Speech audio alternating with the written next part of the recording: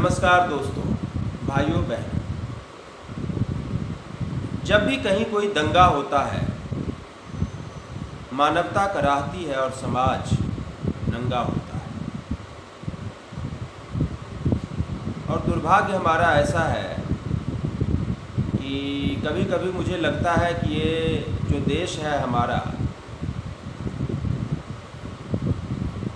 वो एक दंगा प्रधान देश बनकर रह गया है। दंगे कभी रुके नहीं। यहाँ पर लगातार अलग अलग समुदायों के बीच दंगे होते रहे। खास करके हिंदुओं और मुसलमानों के दंगे तो बेहद परेशान करने वाले हैं, क्योंकि ये बड़े पैमाने पर होते हैं, लगातार होते हैं। देश का शायद ही कोई इलाका ऐसा होगा जहाँ पर कभी न कभी हिंदुओं और मुसलमानों के भीषण दंगे हुए हों। और दुर्भाग्य ये कि संप्रदाय के नाम पर इस देश का बंटवारा हुआ, उसके बाद भी यहाँ की सांप्रदायिक समस्या का समाधान नहीं हो पाया। और कभी कभी लगता है कि यहाँ की राजनीति जिस तरह की है, इस समस्या का समाधान हो पाना भी बहुत मुश्किल है। सांप्रदायिक समस्या की जड़ें सांप्रदायिक कट्टरता में तो है। अलग अलग समुदायों में कट्टरता का स्तर जो है अलग अलग हो सकता है, और वह कट्टरता तो निश्चित रूप से सांप्रदायिक समस्या के लिए जिम्मेदार होती ही है। लेकिन हमारे यहाँ की जो शिक्षा व्यवस्था है, जो राजनीतिक व्यवस्था है, उसमें भी ऐसे बीज तत्व मौजूद हैं जिसके कारण यहाँ पर दंगे आज तक न रुके हैं, और अगर ऐसा ही चलता रहा तो रुकेंगे भी नहीं। क्योंकि आप देखिए, कोई भी दंगा आप उठाकर देख लीजिए, उसमें देश के तथाकथित कर्णधार जिनको हम कहते हैं, बड़े बड़े नेता, बड़े बड़े बुद्धिजीवी, उसके मास्टरमाइंड होते हैं। कोई भी दंगा स्वतः स्फूर्त नहीं होता है कि अचानक हज़ारों लोगों की भावनाएं भड़क गई और वो सड़क पर तलवार लेकर और पेट्रोल बम निकलकर और बंदूकें लेकर निकल गए। ऐसा मुझे नहीं लगता है। भड़काए जाते हैं लोग, भावनाएं भड़काई जाती हैं, दंगे के लिए तैयारी की जाती है, दंगे के लिए लोग तैयार किए जाते हैं, पूरी प्लानिंग होती है, पूरी साजिश होती है। कोई भी दंगा स्वतः स्फूर्त नहीं होता है।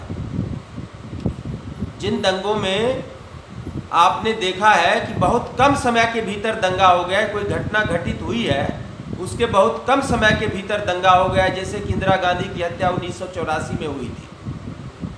और इंदिरा गांधी की हत्या के लगभग तत्काल बाद जब कन्फर्मेशन हो गई कि हाँ उनकी मृत्यु हो चुकी है, उसके लगभग तत्काल बाद जो है दिल्ली और आसपास के इलाकों में सिख विरोधी दंगे शुरू हो गए थे। लेकिन उन दंगों में भी हमने देखा कि उन दंगों के पीछे इस देश के बड़े बड़े नेता, इस देश की सत्तारूढ़ पार्टी के बड़े बड़े नेता शामिल थे। हरकिशन लाल भगत, सज्जन कुमार, जगदीश टाइटलर, ये सब नाक के बाल थे प्रधानमंत्री के, बिल्कुल नाक के बाल थे। केवल तत्कालीन प्रधानमंत्री के साथ ही बहुत करीब इन्होंने रहकर काम नहीं किया, बल्कि बाद के अनेक प्रधानमंत्रियों और सरकारों में भी इन लोगों ने मंत्रिमंडलों में भी काम किया और सांसद रहे और महत्वपूर्ण पदों पर रहे। तो ऐसे ऐसे लोग होते हैं दंगों के पीछे, आप ये समझ लीजिए। तो कोई भी दंगा अनायास नहीं होता है, अचानक नहीं होता है। ऐसा नहीं है कि समाज के कुछ लोग पगला गए अचानक और बंदूकें लेकर निकल पड़े। नहीं, पूरी तैयारी होती है, पूरी प्लानिंग होती है, पूरी योजना होती है। लोगों को भड़काने वाले लोग होते हैं, लोगों को असलहे मुहैया कराने वाले लोग होते हैं। पूरा का पूरा टूल किट काम करता है भैया दंगे के पीछे, पूरी की पूरी साजिश काम करती है। ठीक है, समय के साथ इन चीज़ों का स्वरूप भी बदलता चला गया है। अब सोशल मीडिया के ज़रिए भी बड़े बड़े खेल हो रहे हैं।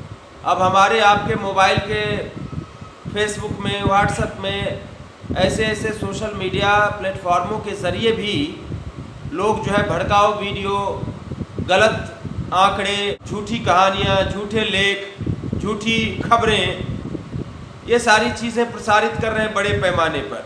भड़काऊ तकरीरें, ये सर्कुलेट कर रहे हैं और इसके कारण भी लोगों की भावनाएं भड़कती हैं।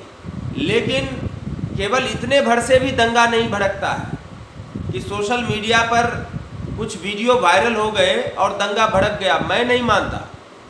वीडियो आता है, हमारे आपके सबके मोबाइल में आता है, हम सब लोग चाहे अनचाहे उन वीडियोस को देखते हैं, उन तकरीरों को देखते हैं, लेकिन हम सब लोग तो तलवारें लेकर, बंदूकें लेकर नहीं निकल जाते हैं सड़कों पर। तो क्या होता है कि जो दंगों की साजिश रचने वाले लोग होते हैं, वही लोग इस बात की भी प्लानिंग करते हैं कि किस तरह के भाषण, किस तरह के वीडियो, किस तरह के लेख, किस तरह की खबरें सोशल मीडिया से प्रसारित करनी है। तो जो सोशल मीडिया पर भी जो प्रसारित हो रहा होता है, एक तो वो भी अनायास प्रसारित नहीं हो रहा होता है, उसके पीछे भी जो लोग होते हैं वही लोग जो है फिर अलग अलग ग्रुपों में बटे हुए होते हैं और अलग अलग ग्रुपों की अलग अलग जिम्मेदारियां होती हैं। और एक गुट जो है, एक ग्रुप जो है सोशल मीडिया के ज़रिए भड़काऊ चीज़ें फैलाने में लगा रहता होगा, तो दूसरा ग्रुप जो होता होगा वो उन बस्तियों में जाकर, मोहल्लों में जाकर लोगों को असलहे मुहैया कराता होगा। वो मकानों की छतों तक पत्थर का ज़ख़ीरा पहुंचवाता होगा। आप इस बात को समझिए। उसी में एक तीसरा ग्रुप होता है जो उनको भरोसा देता है कि तुम लड़ो, तुम करो, तुम मरो, हम हैं देखने के लिए तुम्हारे पीछे तैयार, कुछ नहीं होगा। जैसे कि अभी इस मामले में, जो नूह के मामले में आपने देखा, जावेद अहमद जो आम आदमी पार्टी का नेता है, वो एक बजरंग दल के कार्यकर्ता की हत्या का मुख्य आरोपी बनाया गया है। सोहना में जो हत्या हुई है प्रदीप शर्मा की, उसकी हत्या का मुख्य आरोपी जो है उस आम आदमी पार्टी के नेता जावेद अहमद को बनाया गया। जावेद अहमद पर ये आरोप लगाया गया है उस एफआईआर के अंदर कि उसने कहा भीड़ को कि तुम मार दो इसको, जो होगा हम देख लेंगे। तो इस तरह के प्रभावशाली लोग होते हैं, भड़काने वाले लोगों को, ये आश्वासन देने वाले कि तुम कर दो, जो करना है कर दो, हम हैं ना पीछे तुम्हारे खड़े देखने वाले। इस तरह के लोग होते हैं। वो मामन खान जो कांग्रेस का विधायक है, विधानसभा में खड़े होकर वो कह रहा है कि प्याज की तरह छील देंगे। अब आप सोचिए कि एक विधायक जिसके ऊपर कानून बनाने की, कानून की रक्षा करने की जिम्मेदारी है, जिससे हम समाज में सबसे ज़्यादा जिम्मेदार होने की अपेक्षा करते हैं, वो व्यक्ति गैर कानूनी तरीके से भड़काऊ भाषण दे रहा है, विधानसभा के अंदर कह रहा है प्याज की तरह छील देंगे। दूसरे पक्ष के भी मैंने वीडियो कुछ देखे। अब वो एक बिट्टू बजरंगी है, अब वो बिट्टू बजरंगी का वीडियो भी मैंने देखा। वो भी कह रहा था कि मैं आ रहा हूँ, जीजा जी आ रहे हैं, स्वागत नहीं करोगे। ये सब टाइप की जो बातें होती हैं ना, ये सब टाइप की जो बातें होती हैं, ये बहुत सुनियोजित तरीके से होती है। वो एक आदमी ये काम नहीं करता है, वो पूरा तंत्र है, वो पूरी की पूरी पार्टियां होती हैं इन सब चीज़ों के पीछे, पूरा का पूरा संगठन होता है इन सब चीज़ों के पीछे।